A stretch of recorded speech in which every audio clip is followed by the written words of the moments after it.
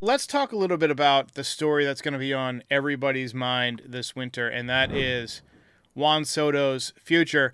It definitely seems like he's motivated to get the most amount of money that he can, right? His media session after game five, he wore a Yankees cap. He sat in the dugout for a long time. He made it seem really emotional, like this could be my last game here or whatever. Like, I definitely think he's open to the possibility of leaving. Reports from John Heyman that he wants 700 million. I mean, you look at the numbers there: 288 on the year, 419 on base percentage, 41 home runs, 109 RBIs. We talked a lot about Steve Cohen and the Mets, but there's some other teams out there that I think have the money to spend and are willing to spend it. The San Francisco Giants.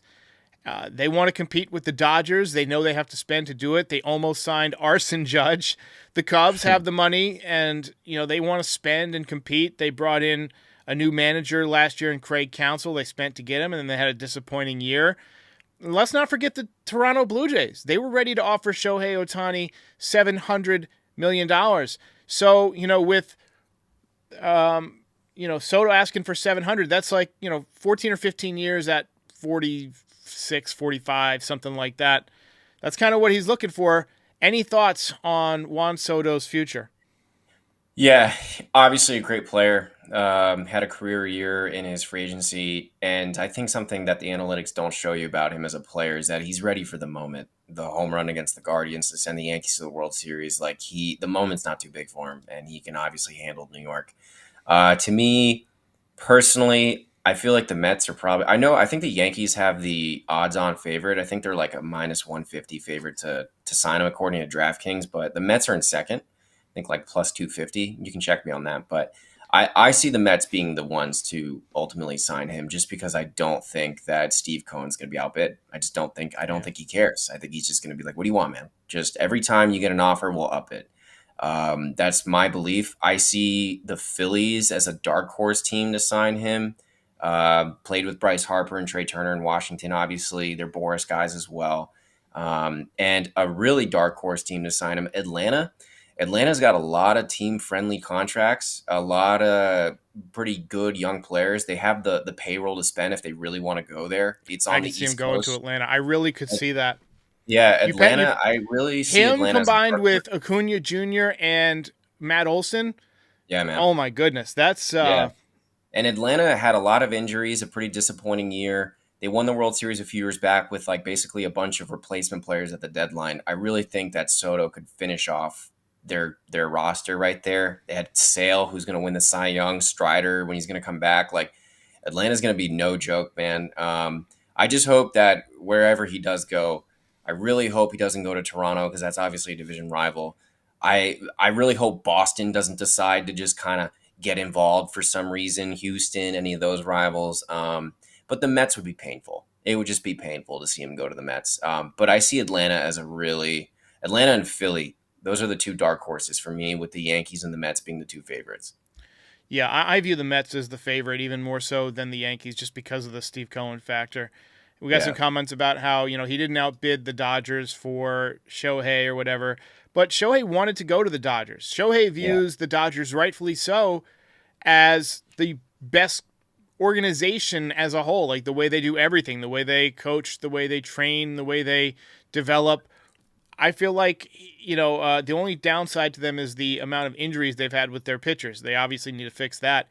But Shohei was always going to end up in LA. He wouldn't have had to move out of his house. yeah. He's one of those critters who's just very comfortable, where he is. And I just don't think that Shohei would have gone anywhere else. But Soto, I think, if you look at Cohen, he's outbid the Yankees twice, right? He outbid Yeah. them for Yamamoto. He offered 325, and then there was one other person that he outbid for that I can't recall, and I had it a little while ago, but he outbid the Yankees on multiple occasions, and I feel like he'll do it again. I feel like he has no qualms about doing it again. Also, they have a massive amount of money coming off the books. They got the Yeah. Scherzer, Verlander contracts coming off their books. Pete Alonso's a free agent. I don't know if they want to bring him back or not. They have a ton of one-year contracts that they signed for this year. They have a lot of young pieces, a lot of young players. It's the same market. I really do think that the Mets are an appealing situation for Juan Soto just because of the guys they got coming through the system. They got a good front office. They're headed in the right direction. They had a very 2017 Yankees run, the Mets, just now. They're kind of like at the beginning of their run. And I was talking about this on Frankie Baseball's show. I was just saying, like, you know, a lot of Yankee fans are always going to be like their little brother. They are their little brother. Of course, it's always going to be that way. But with the Mets and the Yankees, it's really interesting because obviously in the 80s, the Yankees weren't all that good and the Mets were. And it was really like a Met town at that time. And a lot of fans in New York, I think, are kind of fringe fans. They root for both and they're going to kind of swap back and forth. I want, you know, as somebody who remembers the 80s, the Yankees weren't bad in the 80s. They just weren't quite as good as some of the division winners. The divisions were different back then. Like, there were no wild cards. The Yankees had the best record in the 80s in the American League. Did you know that? Yeah, but what I was really going to say, though, is like a franchise in sports, not just baseball, but sports. A franchise is a joke until they start winning. Like, the best example of that is Tom Brady and the Patriots. What were the Patriots before Tom Brady and Bill Belichick? You know what I mean? Like, and now they're the Patriots. Like, it's really just you're a joke until you start winning and you start rattling off a few rings. Like, God forbid the Mets sign Juan Soto, and like, let's say in the next 10 years they win 3 World Series. Like, you know what I mean? It's just, and also we're always going to go with like the most present thing. You know, people will go with what just happened as well. That's going to impact them a little bit more. Yeah, I don't think that the Mets are going to win 3 out of the next 10. But if Soto, if Soto goes there, they definitely are a much better team. Like you said, a lot of payroll flexibility. And I think about the Yankees situation. If they do sign him for, say, $50-60 million per year, which is what he's going to want, they don't have a lot of money to fix the other areas of this team. We need a third baseman. We need a first baseman. We're going to need a couple of relief pitchers. You know, look, we're gonna run at least one more rookie out there next year with Dominguez, who we'll talking about in a second. Volpe's still very affordable.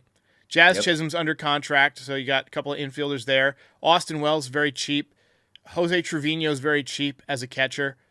But you're going to have a lot of money, you know, concentrated into just a few players, which I don't love. Full game over.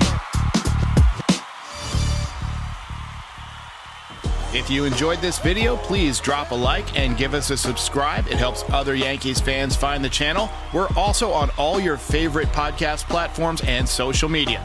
Join the community, have some fun. We're here after every game. This is Pinstripe Territory.